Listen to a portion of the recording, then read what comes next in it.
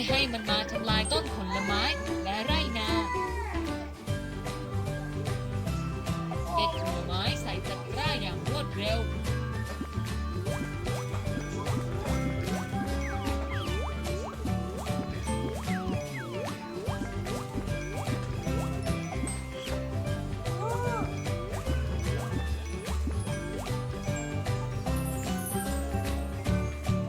ว้าว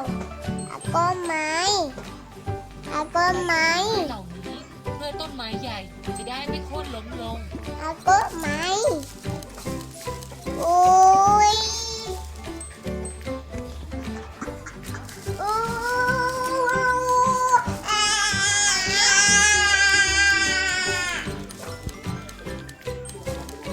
ฮ่า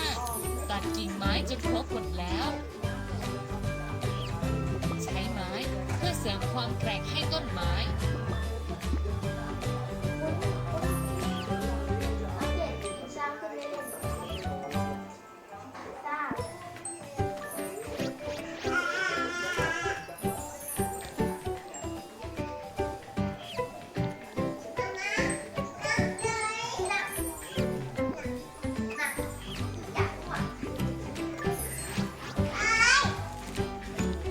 เสริมความแกร่งให้กับต้นไม้ครบทุกต้นแล้วขุดทางระบายน้ำลากจอบไปตามเส้นเพื่อขุด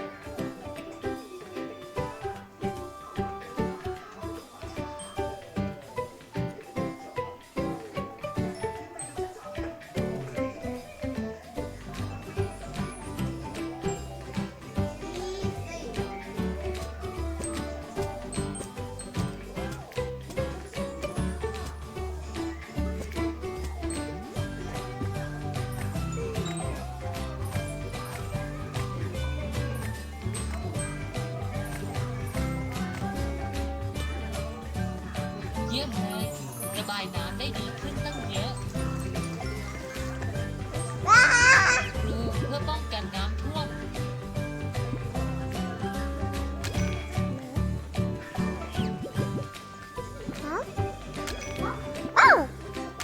โอ้ย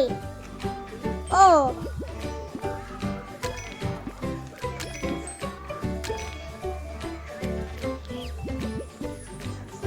มามาเอ้า เติมทรายใส่กระสอบให้เต็มเพื่อทำกระสอบทราย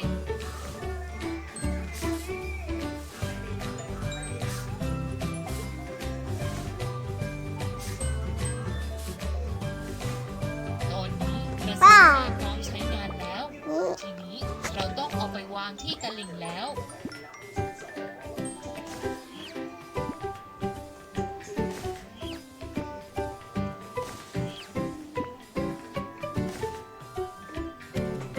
ปักเสาลงไปในดิน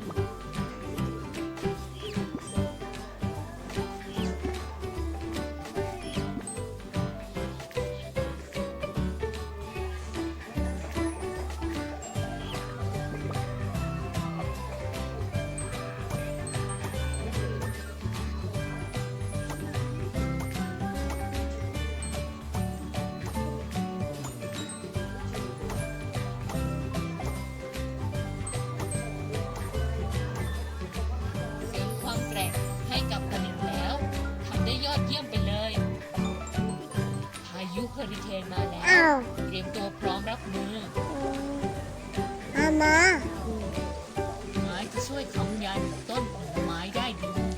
ยอดเยี่ยมร่องน้ำในทุ่งนาระบายน้ำได้ดี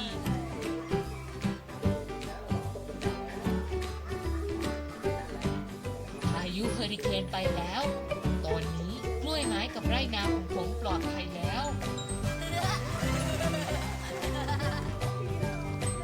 มาดูกันว่าคนอื่นๆนั้นเตรียมตัวรับมือพายุเฮอริเคนอย่างไร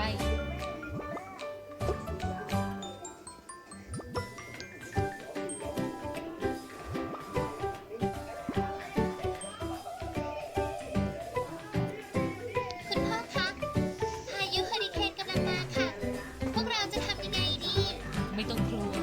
มาเตรียมตัวรับมือพายุเฮอริเคนกันเถอะ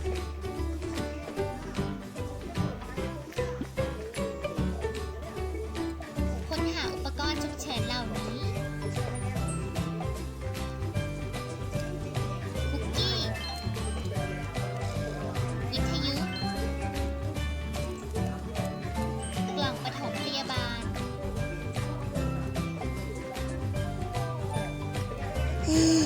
ผ้าห่ม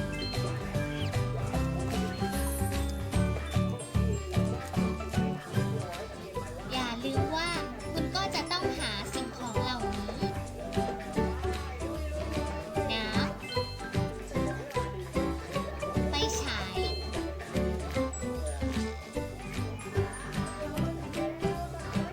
แบตเตอรี่สำรอง เก็บตัว อุปกรณ์ฉุกเฉินพร้อมแล้ว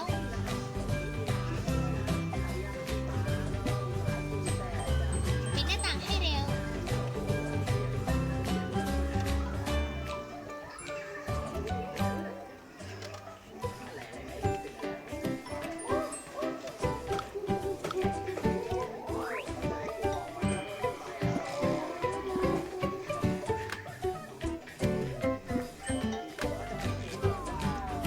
แปะเทปที่หน้าต่าง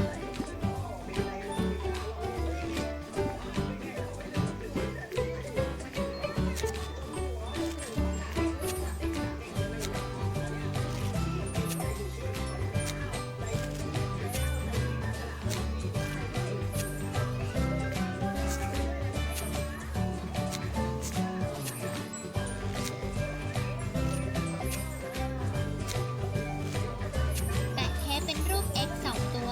เพื่อป้องกันไม่ให้หน้าต่างถูกลมแรงพัดจน นี่ แตก งูฮะ ไฟเป็น อ้า พาว หะอันตราย เมื่อเกิดพายุเฮอริเคน ดังนั้นให้ปิดเตาไฟอย่างรวดเร็ว เอาล่ะรีบไปข้างบนแล้วเช็คดูกัน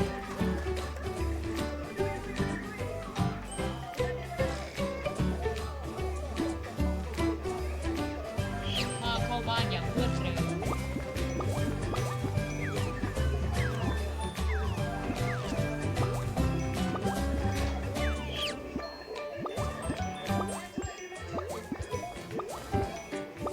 ผ้าทุกชิ้นอยู่ในบ้านแล้ว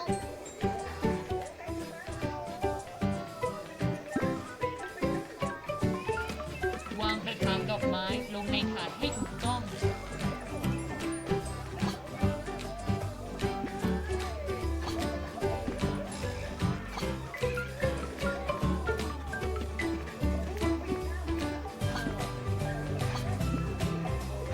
ยอดเยี่ยม ทีนี้กระถางต้นไม้ก็ไม่ร่วงตกลงมาแล้ว ปิดประตู ติดเทปที่ประตู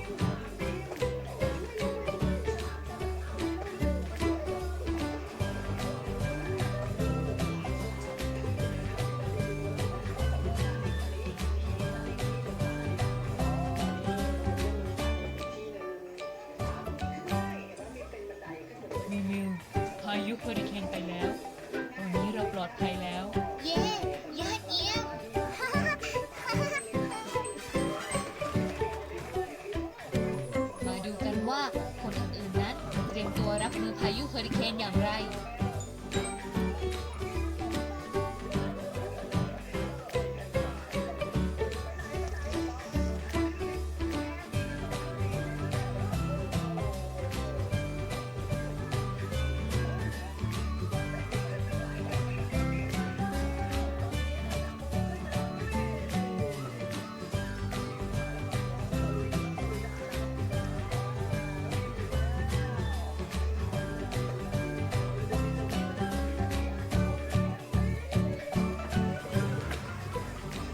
ปั่นไปทางขวาเพื่อหลบสิ่งกีดขวาง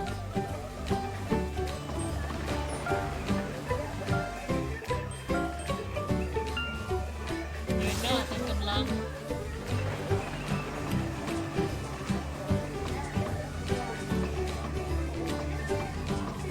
เว้ยเว้ย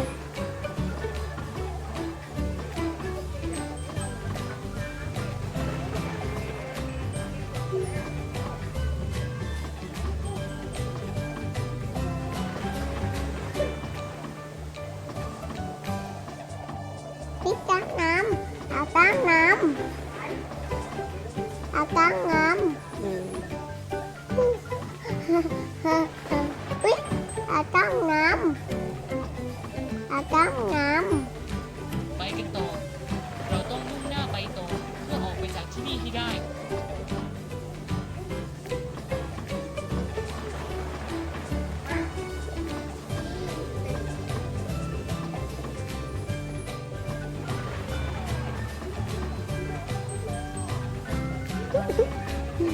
เกือบชน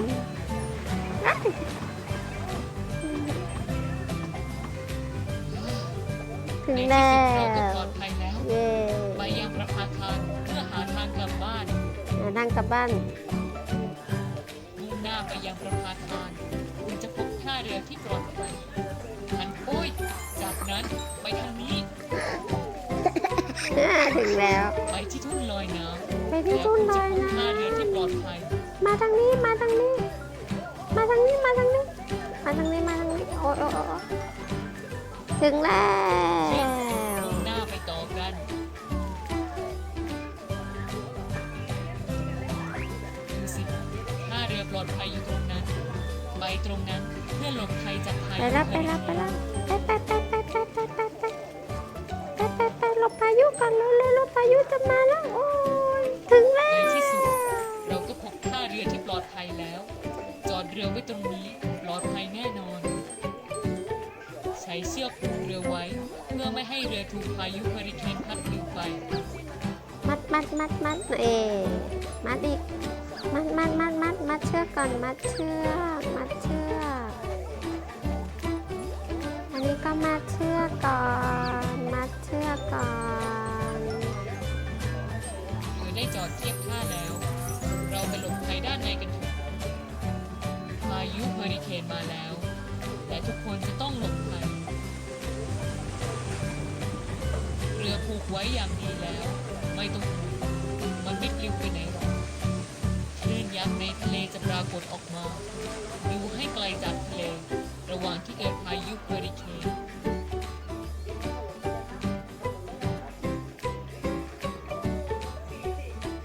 พายุเฮอริเคนไปแล้ว ตอนนี้เราปลอดภัยแล้ว คุณพ่อครับอย่าลืมดูรายงานสภาพอากาศก่อนที่จะเดินทางในทะเลนะ